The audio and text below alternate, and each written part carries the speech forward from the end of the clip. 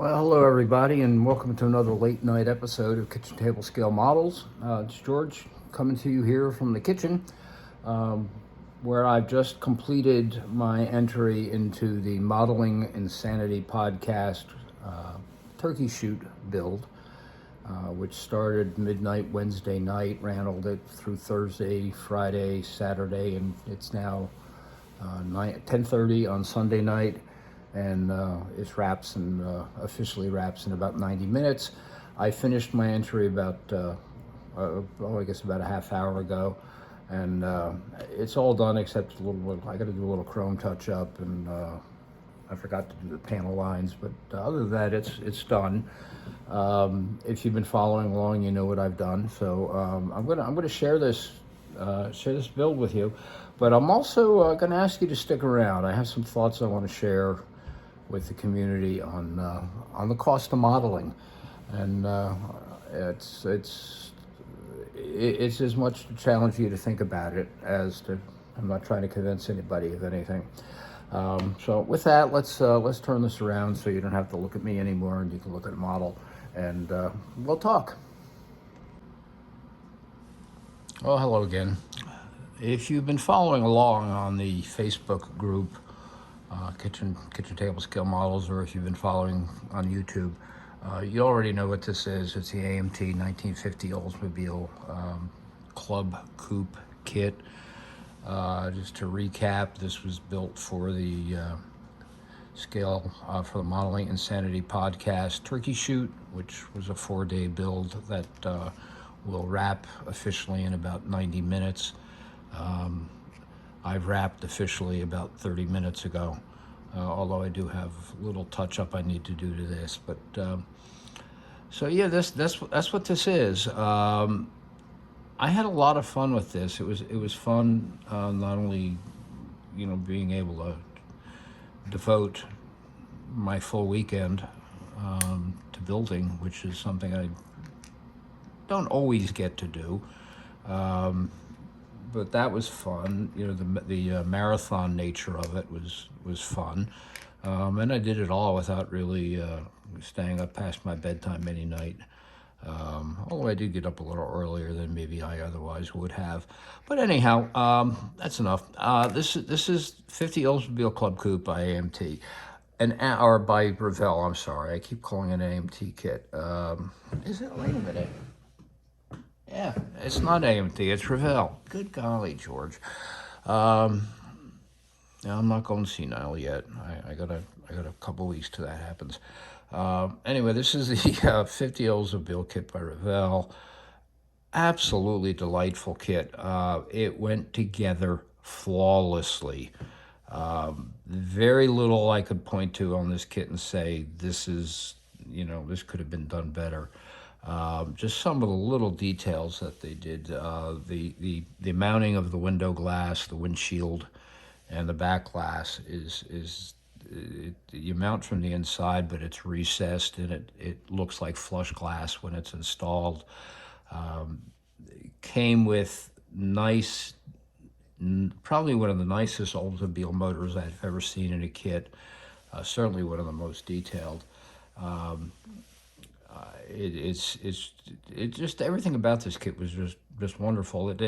As I was putting it together, I was reminded of the Galaxy Limited 46, 7, 8 Chevys, and I guess there's good reason for that. They got a lot in common with the underpinnings. A lot of the rear suspension on this reminded me of those cars.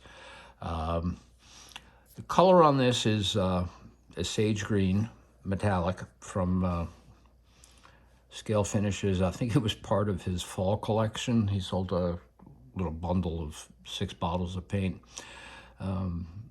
One thing I did do in the interest of time, the wheels and tires that came with this kit, they had white wall decals. I snagged the tires out of the custom version of this kit, which already had the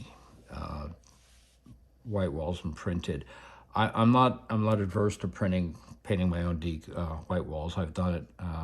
Just use a circle template with masking tape, and it comes out good. But I just didn't feel like going. I didn't want to take that kind of time on this model. Now, when we get into time, let's talk about time. I figured that all told, before we go down that rabbit trail, let's look at the motor. Everybody wants to see the motor. Where's the switch? Yeah, it's late. I'm tired. Okay, give an old guy a break. I noticed when I was finalizing, one of the things I need to do is I got to do this chrome trim around the sides of the grill. I did bare metal foil across there, but I'm going to probably have to use Fusion Chrome to do the side pieces because I can't get in there bare metal foil now. This is the engine. If I can get it to focus. Come on, George.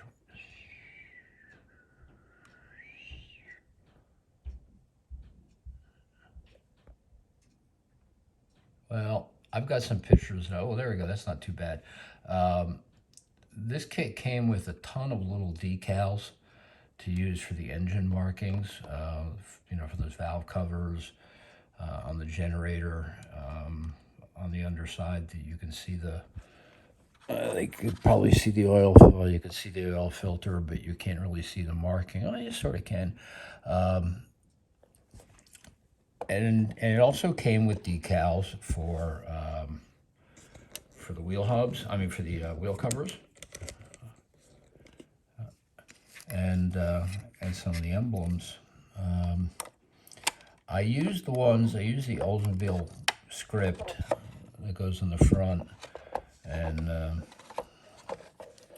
in the back, and that little 88 script that's in there. And I'm not looking at the camera; I'm looking at the model. I use those. I came with really, really nice decals for the center of these hubs, for the wheel covers, which really would have. I think it really would have made this car pop. I tried to use them.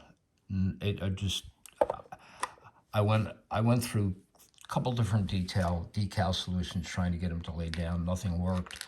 I finally hit it with Tamiya's Strong Mark Fit, and they dissolved. So I like that model companies are including decals for emblems. The challenge is that they also mold the emblems on the body, which makes it difficult to apply the decals. So I've found a solution to that. I just kind of sand down most of the emblems, so I just see the outline of it, and then when I put the decal on it, life is good. But other than those wheels, that was really, and those wheel covers, that's the other thing. The other issue I had with this kit is that the wheel covers are really a pain in the butt to get on. I had to do a lot of grinding to the center of the wheel as well as the back of the wheel cover to get it to go on and clear. But it's on, it's done, and going back to time, I figured about 35 hours total on this kit from the time I opened the box on Wednesday night going into Thursday, and a few minutes ago. And what do I have invested in it dollar-wise? Well, I can't remember what I paid for this kit. I bought it, after it had first come out. Let's just say, for the sake of discussion, I paid full list for it, which was $35.